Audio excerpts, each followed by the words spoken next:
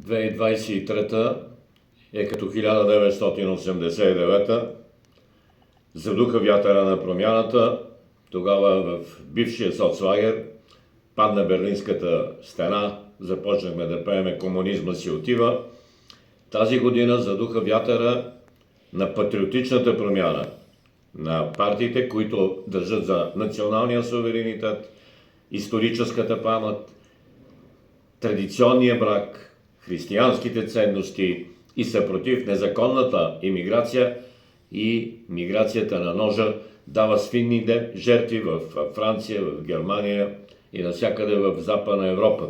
Затова този вятър на промяната ще се изсипе до година на 10 юни в урните на евроизборите. Ще се събудиме с друга Европа. Европа, в която Льо Пен ще е победил във Франция, Вилдерс ще е победил в Холандия, Салвини и Мелони в Италия, Кикъл ще е победил в Австрия, Орбан в Унгария, Качински в Полша, Фицо в Словакия, Янша в Словения, Ван Гриенен в Белгия и ще имаме християнска Европа, от която толкова много се нуждаеме, и край на ислямизацията и африканизацията на стария континент.